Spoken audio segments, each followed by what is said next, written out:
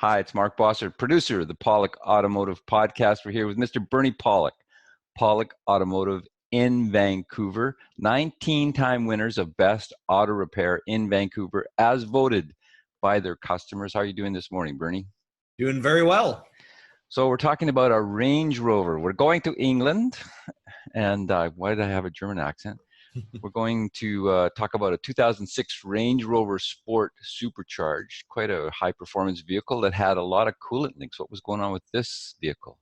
Well, the vehicle was originally brought to our shop. The client's concern was that the heat wasn't working properly inside the vehicle cabin, and especially it was noticeable that the driver's side was colder than the passenger side.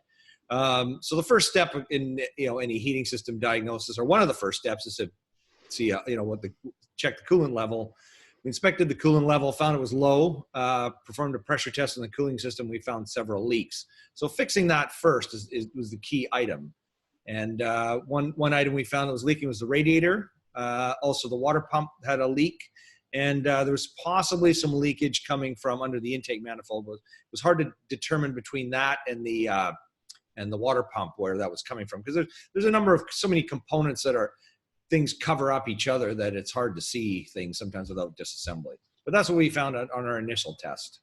So how do you spot all the leaks when there's so many like that? Well, I mean, the radiator is located at the front on the rad support in the front of the engine. So that's pretty distinct, and you can see those kind of areas.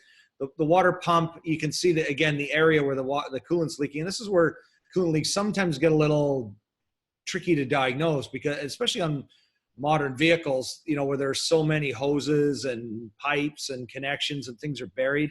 A lot of times we go on experience of, this is a common failed part, or you have to actually start disassembling things to find out where the leaks are coming from. But on this one, we could see the water pump. They have a weep hole in the pump. You can see that was leaking. None of these were gusher leaks, but there were enough that, there was drips and consistent, coolant coming out that needed to be repaired. A lot of work.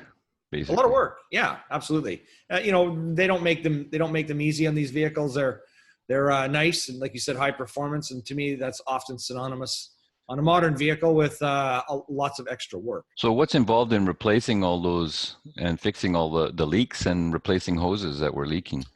Well, it's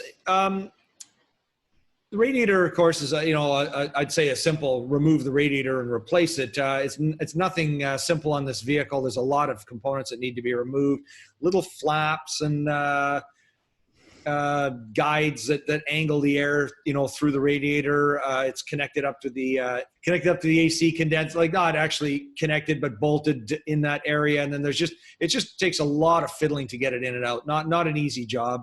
Once that's out, of course, the water pump is not so difficult because it's easier to access on the engine. But the real kicker of the job was what we found is there's a hose assembly underneath the supercharger that was leaking, something we find from time to time and repair.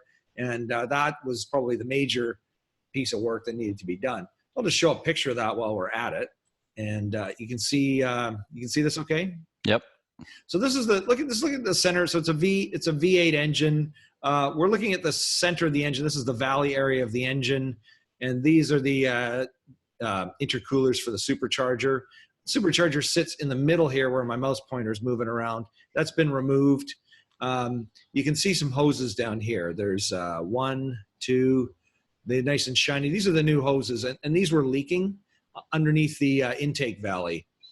The hose is complex. It goes to a number of different areas. Unfortunately, this picture's a little dark in the back, but as you can see, the hose starts way up front here, moves around, and then it goes to the back and splits off into several pieces. So as engineers try and route these complicated engines, route all the different pieces around, they've decided that they would put it under the supercharger. And how often does a hose like this fail? Well, this is not an uncommon repair for us at our shop. I mean, as the vehicle gets older, of course, these hoses are rubber. They're subject to a lot of heat sitting in this area here. So it's not the smartest design, in my opinion. It would have been better to use metal piping, perhaps a little hose here, metal pipe running back. Same with this one here. Could have been done with a metal pipe, and then put the rubber ends at the back, or even just trying to minimize the amount of rubber would have been a smart idea. But they did it the way they did it, and we have to repair it however it's done. But certainly not the wisest idea. And because they are they failing basically because of the heat cycling that's taking place underneath the engine like that? Yeah, that would be, I think that's a major cause. There's also some quick connect ends and pieces that can fail as well on this, and other hoses of these types of designs. But really the heat is the biggest issue that causes these hoses to fail. In all fairness, the vehicle is what's 06, it's 12 years old. That's a pretty good run. But there are my son recently bought a 1984 Toyota Celica, and it has some original heater hoses on it, and that's a much longer run of a car. But these aren't buried underneath anything. They're just, kind of out in the elements, but good quality hoses, and they're still lasting, and they may last for another 10 or 20 years. Yeah. The heater hose is already anything that's dealing with moving fluid around in the vehicle is going to be really hot on the inside, but also then they add the extra level of, they're right on top of the cylinders. So they're really hot on the outside as well, basically. Yeah, exactly. And I can't say that there's anything wrong with the quality of this hose. I mean, when we were talking, I was thinking about way back, I used to have some clients with Hyundai Ponies. If anyone knows what that is, it's a piece of crap car, cheap. I mean, it was as cheap could be. And one thing I noticed about those cars is one way they made them cheap is to use very bad quality hose. And after probably 5 years of usage on these hoses, they were as hard as rocks, and you could take the hose and literally grab it and break it with your hand. So, we'd replace those hoses on those cars a lot. I noticed, this is like a differentiating factor. You take a Toyota, 20, 30 years later, you still got a lot of original hoses. You take a Hyundai Pony, a cheap car, 5-6 years, the hoses don't even last. So, that's where they save money on certain things. So on the Range Rover, to diagnose, I mean, it's just, could they made the hose tougher? Yes, but probably metal piping would have been better. But this is what we fix. And so how did the vehicle work after all these repairs? well, the cooling system was great, but the heating system still had an issue. It was still not quite as hot on the driver's side as the passenger. So there'll be more to do, but there was, as you can imagine, quite a substantial amount of work and a bill, and the owner needed the vehicle back. So we'll be tackling it for round 2.